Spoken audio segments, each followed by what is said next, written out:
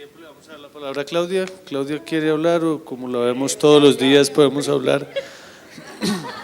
No, eso toca preguntarle si quiere o no quiere. ¿Quieres? Vamos a hacer un ejercicio, como no queda, digamos, ya mucho tiempo, vamos a volver a dar la palabra, digamos, porque creo que hay ahí, ya el profesor Gerardo tomando nota, creo que hay un ánimo de conversación. Y solamente incluirle a eso, creo que con la última metáfora de Carlos, dentro de las, para que podamos cerrar esto e irnos a la copa de vino, ¿cuáles son los desafíos, digamos, que tenemos esos bosques en este contexto tan complejo de ejercer la antropología hoy, en medio de la flexibilización laboral, digamos, de tantas dificultades que se presentan en el día a día y a la que nos enfrentamos, digamos, quienes salimos, como decía el profesor Gerardo en el seminario, en el último, en el 10º semestre, que decía, salimos del anonimato al desprestigio en un solo paso. Entonces, esa pregunta, y ya para que podamos cerrar, no sé si Claudia, unas palabras siempre importantes, eres de las primeras. No, voy a ser muy breve, un poco recogiendo la pregunta, la primera pregunta de cómo llegué yo aquí.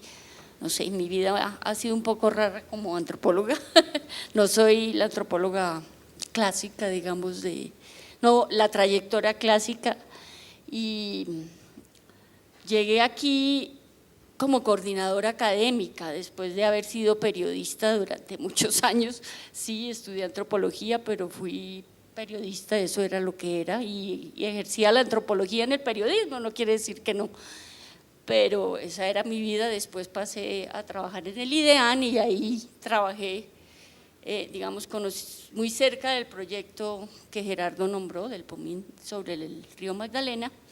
Y luego Lucero me llama y estaban creando la facultad, entonces me pide el favor de ser coordinadora académica y entré como coordinadora académica de toda la facultad, no del programa, de la facultad, lo que hoy es Adriana o William. Pero ahí, como éramos tan poquitos, ¿no? Y eran tan pocos estudiantes, pues hicimos un equipo muy bonito, Gerardo, Otto, Clarita y yo, en un principio. Me acuerdo de esas reuniones, queríamos tomarnos la vieja sede del externado en el barrio Santa Fe para poder hacer los laboratorios de antropología, ¿te acuerdas, Gerardo? Y íbamos a la era una sede en medio de todos los prostíbulos del barrio Santa Fe, pero nos divertíamos mucho, creamos el plan de desarrollo, ¿te acuerdas? El primer plan de desarrollo del programa que era muy interesante. Para el área demográfica. ¿Cierto? Sí. Y luego, por circunstancias un poco raras, llegué a ser la directora y soy la directora hasta este momento. Yo creo que lo más importante ahora, después del proceso de acreditación, que creo que fue muy importante haberlo hecho, gracias a estudiantes, gracias a egresados, gracias a los profesores, los pares académicos y la misma resolución nos trazó un camino que era un anhelo, que era que el campo, el trabajo de campo etnográfico se profundizara. Y creo que en esas estamos construyendo entre todos ese observatorio de trabajo de campo, lo llamamos, o interdisciplinar de trabajo de campo, para no hablar tan directamente de la etnografía, que aquí nos, digamos, es una palabra que genera cierto malestar, pero en eso estamos trabajando y creo que ha sido una experiencia que nos va a dar un camino claro otra vez a este programa y al programa de antropología en la facultad. Yo no sé, con la pregunta, y pues si ustedes oyen, ya está la música arriba y seguramente ya empezó la rumba. Copa de vino. Bueno, muchas gracias. Gracias, Carlos, por sus palabras. Muy bien. Yo quiero mencionar unos, mientras hablaba Carlos y mientras habló Clarita y ahora Claudia, pues empiezo a acordarme de cosas que me parecen importantísimas y que me hubiera gustado haberme acordado antes, porque fueron importantes todas, ¿no? Pero yo creo que es bueno, y quiero referirme a algunas cosas que para muchos de los presentes tal vez no tengan mucho sentido y mucho significado, porque ya en gran medida están lejos de ustedes, ¿no? Creo que para mí la creación del programa es cerca, pero para ustedes mucho apenas estaban naciendo, ¿no? Entonces es toda su vida, mientras que para nosotros fue el final de la nuestra, pues. Y yo creo que eso es importante ponerlo esas diferencias, eso es análisis antropológico de entrada. Es decir, la diferencia de concepción del tiempo también implica una manera distinta de evaluar la memoria, y eso es fundamental. Y yo quería mencionar a una persona que se me olvidó, que de pronto Clarita y Claudia me ayudan, que fue clave con nosotros, que fue Pachito, el filósofo. Francisco Sierra, Pachito Sierra, bueno, que formó parte muy importante del primer grupo y que fue tan importante la tranquilidad de Pacho, a veces desesperante, pero que nos llenaba también que era clave para los momentos de tensión que tuvimos que vivir.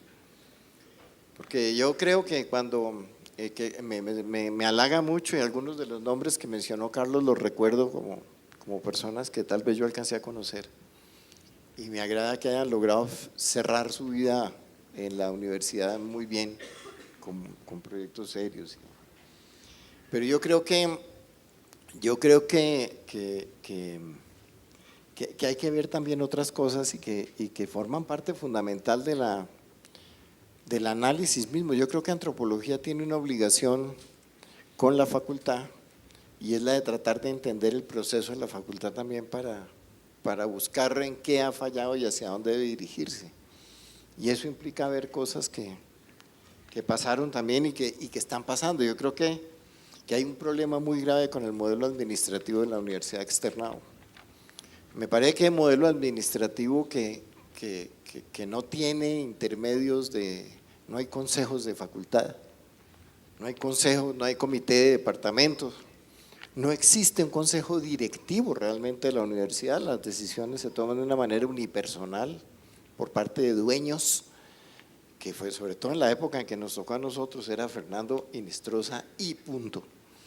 Y yo creo que eso es grave, y que porque eso hay que verlo, eso hay que discutirlo. A mí me parece que esa discusión reciente que puso sobre la mesa la elección necesaria de un nuevo consejo directivo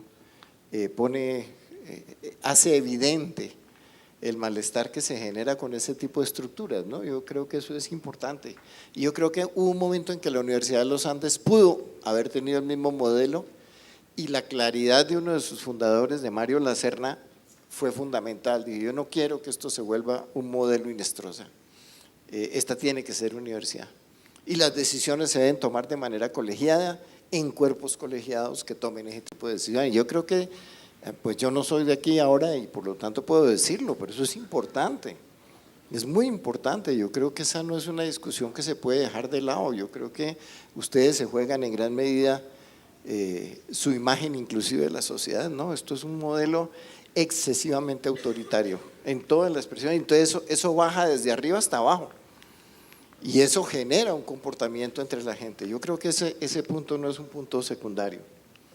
Hay otro punto que también yo quiero mencionar y que tiene que ver con antropología, y también lo quiero plantear. Esto lo discutí, esto lo hablé con Lucero tantas veces, de manera que lo que estoy diciendo, me duele que Lucero no esté aquí, primero que todo, la extraño hoy aquí. Me hubiera gustado decirle todo lo que admiro, lo que logró hacer, el aprecio que le he tenido durante tantos años de mi vida, pero también decirle que nos equivocamos en muchas cosas, ¿no? Y que ella se equivocó y que yo también, y que ahí cometimos errores, pero que era cuando estábamos tratando de convertir una idea en algo que existe hoy. Y los que llegaron después se montaron en la idea y no saben todo lo que hubo atrás, no saben el gran esfuerzo y lo que constituyó haber tenido que llevar esto adelante, y en eso Lucero jugó un papel muy importante. Pero Lucero viene de una tradición que también hay que decirlo, que la lleva a despreciar algunos procesos y que para lograr superar eso había que pelear mucho con ella. Y yo creo yo lo pude hacer afortunadamente. Y que tiene que ver fundamentalmente con la misma historia de Lucero. Y que es curioso porque de esa historia surgieron procesos tan distintos. Pero que quiero mencionar, y es que Lucero viene de Sociología de la Universidad Nacional, en un momento en el que Sociología se fracturaba para que saliera de ese proyecto Antropología. Y ahí surgió gente como Guillermo Páramo, como Ligia Echeverry, como Gloria Triana, que fueron sociólogos que se antropologizaron, digamos, que se fueron y fundaron antropología y que le dieron a la antropología todo un proceso distinto. Pero hubo gente que sintió en eso una traición. Y entre esa gente estaba Lucero y estaba el grupo de Lucero. Cuando yo hablo aquí de que había un grupo con Falce, había un grupo con Darío Mesa, eso no es cualquier cosa. Eran dos visiones de la vida completamente distintas. Y eso no está fuera digamos que cuando yo me refería a Toledo y a que él tenía una visión de la antropología, de la sociología, que le tocó formarse en esa visión y demás, es que eso fue parte de la historia de las ciencias sociales importantísimas en la Universidad Nacional. Y yo creo que eso en Lucero son de esas cosas que a uno le quedan y que si uno no las logra mirar de frente, son lastres para toda la vida. Uno siempre va a tener lugares en los que no sabe por qué no le gusta estar, en los que no sabe qué es lo que le molesta, pero que en el fondo, pues ya Freud nos enseñó eso con tanto detalle, es alguna cosa que pasó por allá atrás y que fue realmente uno de esos mojones que le convierten a uno su visión sobre la vida. Y yo creo que para Lucero eso es clave y eso hay que decírselo, pues se lo dijimos, yo creo, yo personalmente muchísimas veces le planteé esto y fue una discusión dura. Pero también hay una cosa que hay que reconocer y que este departamento debería recuperar y que a mí me entristece mucho que no lo haga, y es que aquí estuvo uno de los antropólogos más importantes que llegaron a Colombia después de la Segunda Guerra Mundial, que fue José de Recasens. Y José de Recasens también contribuyó a la manera como Lucero concibe la antropología. Porque José de Recasens, una persona que también… nosotros hemos hablado de los Raigel, hemos hablado del grupo que formó Paul Rivet, pero yo no conozco hasta hoy a alguien que haya hecho una historia seria de José de Recasens y de su impacto tan importante en la cultura colombiana. Lo primero importante de José de Recasens, la biblioteca privada, la biblioteca personal de José de Recasens quedó aquí, y aquí está de creo todavía. Están todos los libros clásicos que uno no encontraba en ninguna otra parte, prácticamente en el mundo, que él había logrado reunir a lo largo de muchos años y que lo dejó aquí. Y esa biblioteca, yo creo con solo esa biblioteca uno había podido formar unos excelentes antropólogos en una época en que no existía todavía, porque es que ustedes, hace 15 años nosotros no teníamos Amazon, perdón, no teníamos las facilidades, traer un libro de afuera era dificilísimo. Y yo les confieso a ustedes, mire, yo cogía un bus aquí en Bogotá y me iba a Caracas para poder leer en el IBIC, porque aquí no había libros de antropología. Se lo prometo, y eso para ustedes debe ser muy difícil de entender, porque hoy ustedes abren el Google y les bajan lo que quieren, y eso deberíamos exigirles también que respondieran a esa facilidad de otra manera como nos tocó a nosotros, ¿no? Y además Recasens, además de eso, Recasens yo crecí viendo el papelógrafo de Recasens en la televisión. Recasens me enseñó cómo era que funcionaban los cohetes cuando yo tenía por ahí 7, 8 años. Los dibujaba en el papelógrafo y decía cómo se desprende la segunda parte, y pasaba el papelógrafo y volvía a dibujar. Y se volvió un verdadero popularizador de la ciencia y de las ciencias sociales. Y tal vez algunos antropólogos vieron eso como una antropología barata, como algo que no tenía el estatus científico y académico de los doctores. Y yo en eso lo comparto yo con Carlos. Eso también está por discutir.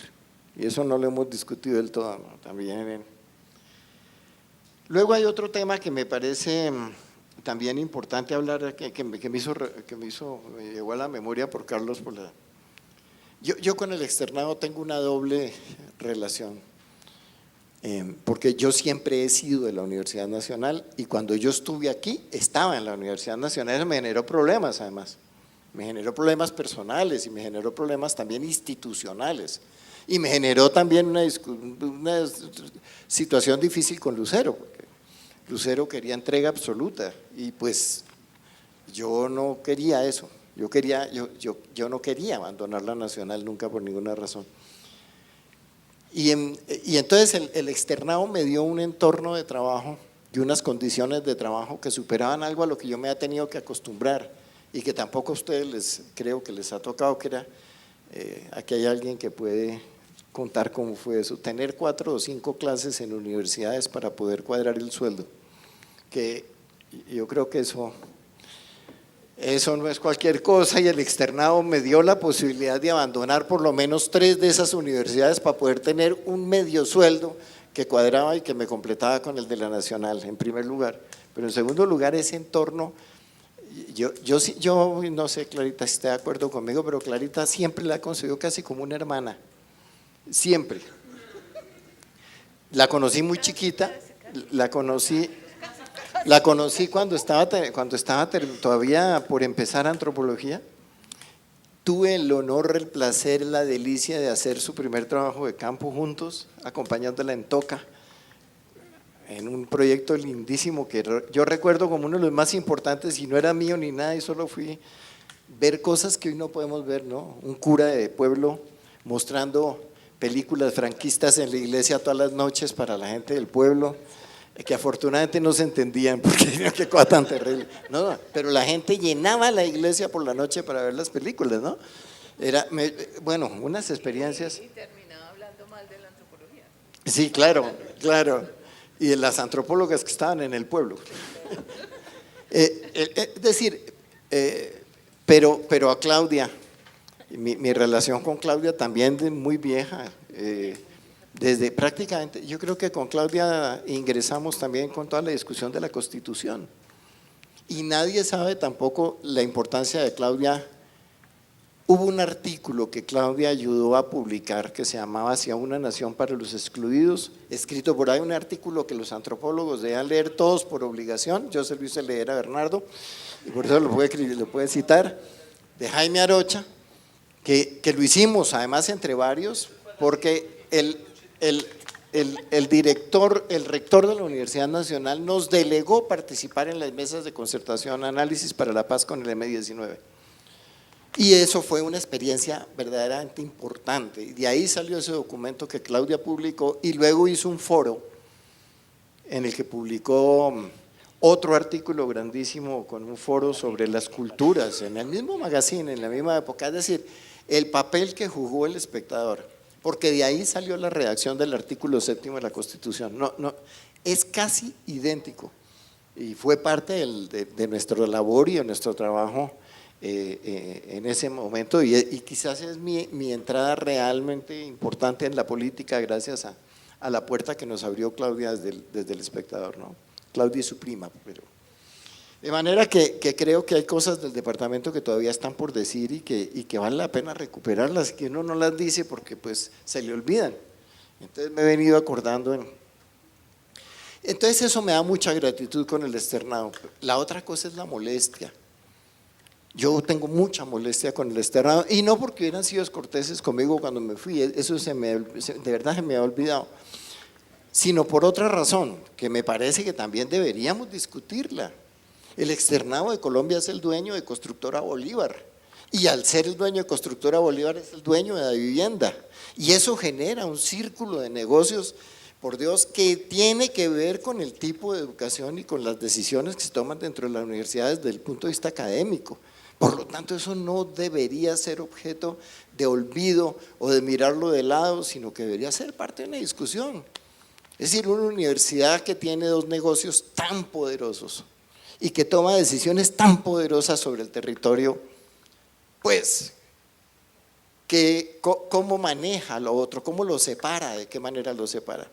Y yo creo que eso me parece a mí algo que es importantísimo discutirlo en algún momento, ¿no? La manera como la universidad, al mejor estilo de la Javeriana, fue cogiéndose el espacio público. Los edificios de allá arriba siguen siendo unos predios de debate con la Universidad Distrital. Y la Universidad Distrital es una universidad pública y esos predios son predios públicos. Y ese lío jurídico no se resolvió porque todos los miembros del Consejo de Estado eran egresados del externado. Y eso tiene que ver con la manera como se toman las decisiones en justicia también, ¿no? Yo creo que esos temas son para discutir. No sé si ustedes recuerdan, aquí cuando uno coge la curva en la circunvalar para entrar, está medio cerrado porque es que la universidad había cerrado eso, que es público, y lo había convertido en un parqueadero. Y una administración anterior lo volvió otra vez a quitarle. Usted se debe acordar, señora, cuando quitaron la reja que se había puesto ahí, lo habían convertido en un parqueadero privado de la universidad, siendo espacio público, el que está al lado de la vieja edificio del acueducto. Yo creo que eso forma parte de cosas que habría que discutir y que forman parte también. Aquí está antropología metido, ¿y qué pasa con eso? ¿Y qué? Hay otro tema que también me acordé, que es un tema fundamental y que me acordé por sus entrevistas, y es el del papel de este departamento y de esta facultad en la formación de indígenas, de personas indígenas. Yo creo que ese no es un tema secundario, yo creo que es un tema importantísimo, que también a mí yo lo recibo de dos maneras. Yo me acuerdo que cuando empezamos el debate en la Nacional hace muchos años, sobre la idea de que iban a bajarle los niveles del examen a los indígenas para que pudieran ingresar fácil a ser estudiantes de cualquiera de las carreras, en una conversación que tuve con Clarita, Clarita me dijo: ¿y por qué no los contratan como profesores? Y ese es el punto fundamental. Es decir, ¿cuál es nuestro papel con toda esta carreta como antropólogos frente a los demás y frente a la diversidad? ¿Cómo manejamos esa relación con los indígenas? Yo creo que eso es una discusión importantísima. Pero además me impresiona que yo me muevo mucho por el país y tengo muchos amigos indígenas y muchos de ellos tienen grados obtenidos en el externado. Y tienen una relación que a mí me encantaría hacer un seguimiento de cómo fue su regreso a sus comunidades o si no regresaron nunca. Yo creo que es un tema que está también para mirar y que es un tema importantísimo.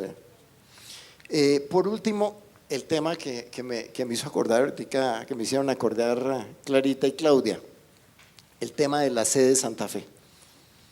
Yo no sé si ustedes conocen la sede, si ustedes saben lo que es eso, pues una casa preciosa, un lugar precioso, en el que prácticamente se cuajó el mejor momento del externado, que fue a mediados del siglo XX, con un auditorio divino, funcional, en la mitad de una de las áreas más deprimidas de la ciudad. Y entonces, para mí ese sí fue una frustración grande, y se me ha olvidado, mire usted, fue una frustración grande porque nosotros sí soñábamos con convertir eso en el laboratorio, en el lugar de trabajo de los antropólogos. Sí queríamos llevarlos para allá.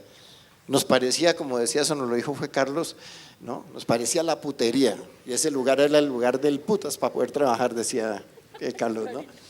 Entonces, intentamos recuperar ese sitio y estuvimos a punto, lo tuvimos a punto.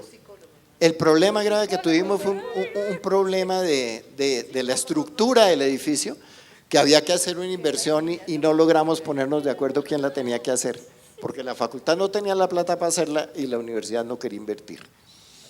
Nos daban la sede, pero teníamos que hacer ese problema de la estructura.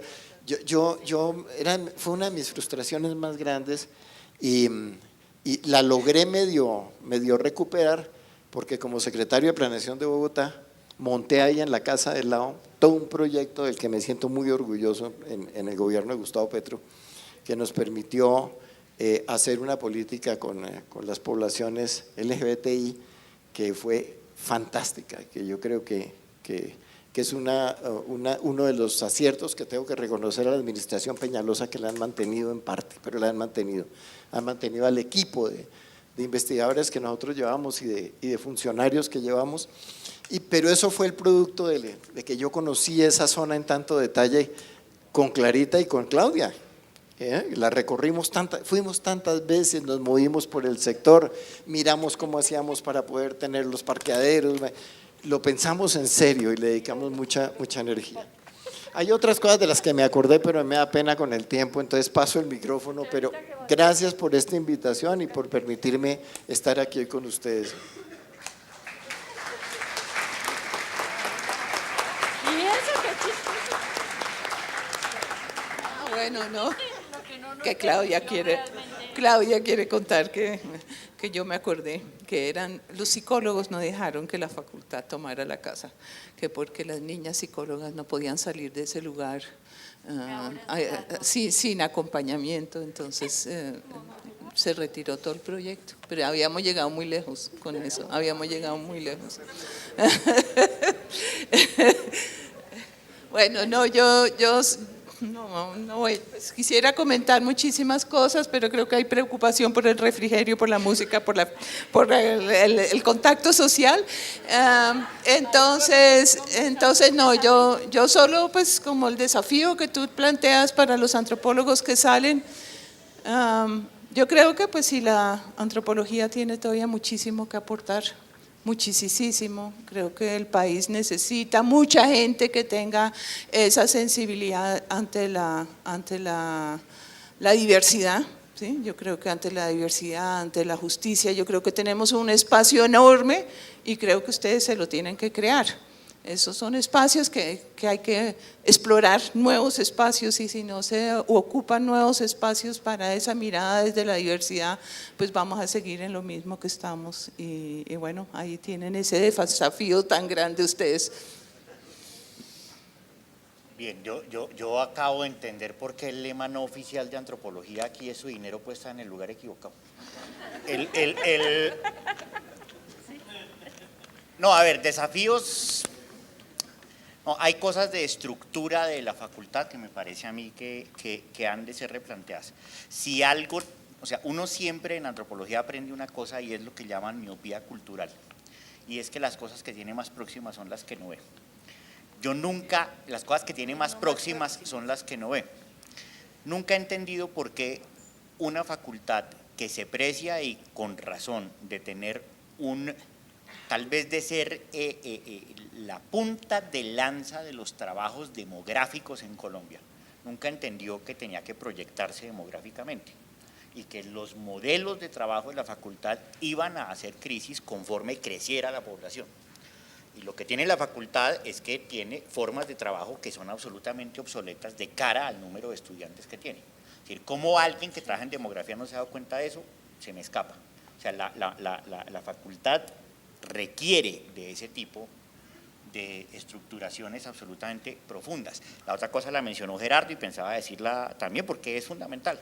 No existe demográficamente otro programa de antropología que tenga más número de compañeras y compañeros indígenas, históricamente además. No solo en términos de universidad, sino de programa de antropología. Y eso sigue siendo un potencial absoluto de aprendizaje, de poder replantear asuntos fundamentales de la antropología en Colombia, que de alguna manera sigue siendo desatendido, a mi juicio, de una manera diferida hacia un programa de interacciones multiculturales que verdaderamente no ha buscado establecer ese diálogo absolutamente nutritivo que debiera ser con compañeras y compañeros indígenas. Por cierto, esa maravillosa idea de incorporarles como docentes. Lástima que todavía, en términos de la antropología colombiana, eso no ocurra con poblaciones afrocolombianas, valgo decir. El otro asunto es que también uno se le escapa dentro de la lógica confederada, curiosamente, es la mezcla del liberalismo radical con el feudalismo más acérrimo, en términos de cómo funciona el externado, es cómo nunca el externado se propuso verdaderamente adelantar una línea de trabajo sólida en antropología jurídica. Es decir, en casa de herrero, asadón de palo. Vamos, eso sigue siendo uno de los filones fundamentales de trabajo en antropología, y eso nunca concretó por los enormes ruidos existentes entre las facultades, los fueros, las desconfianzas, y como, yo no sé ustedes todavía cómo los miren los abogados, pero pues digamos, uno pasaba hubiera sido mucho mejor pasar por el barrio Santa Fe que pasar frente a los abogados acá todos los días a almorzar, por cómo miraban a la gente de antropología. Eso en términos de desafíos de la universidad, amén de muchísimos otros. Pero hay uno que me parece a mí significativo, digamos, hay una cosa que tuvimos, nuestra generación particularmente aprendió, que fue la generación de parteaguas.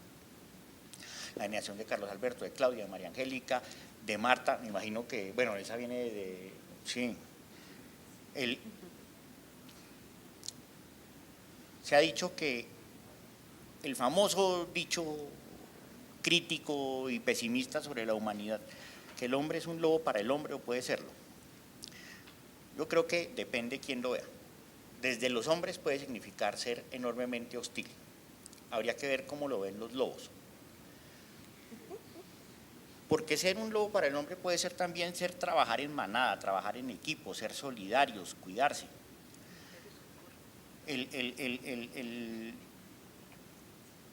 Hay dos alternativas, o promover una competencia a rajatabla entre los programas de antropología y es el sálvese quien pueda en un ámbito laboral que por fuerza mayor será cada vez más peleado, o es procurar fuerte solidaridad, donde lo que importe no sea la adscripción fundamental de la universidad, sino el proyecto colectivo.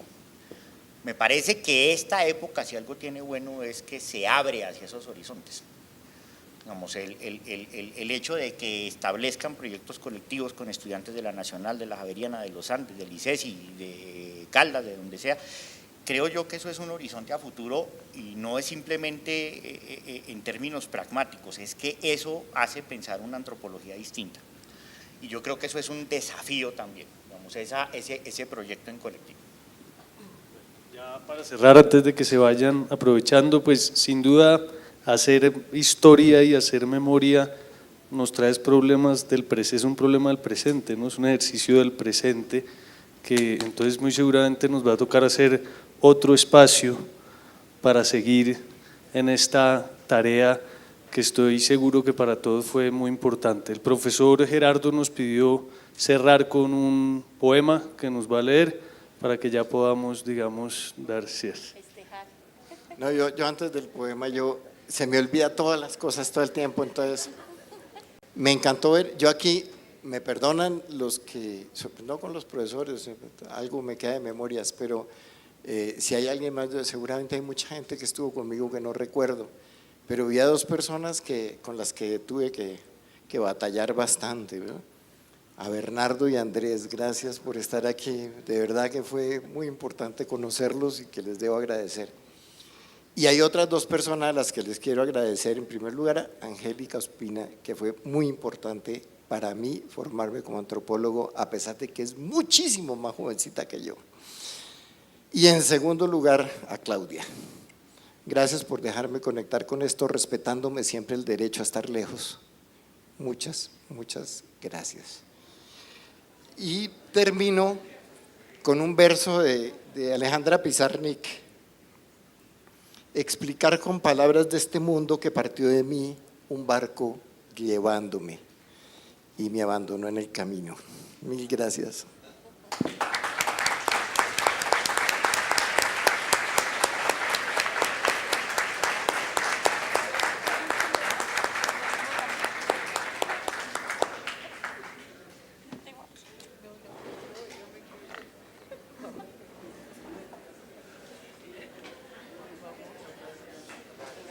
Pues los invitamos entonces a pasar a la terraza para el compartir y la presentación musical que vamos a ofrecer a continuación. Gracias.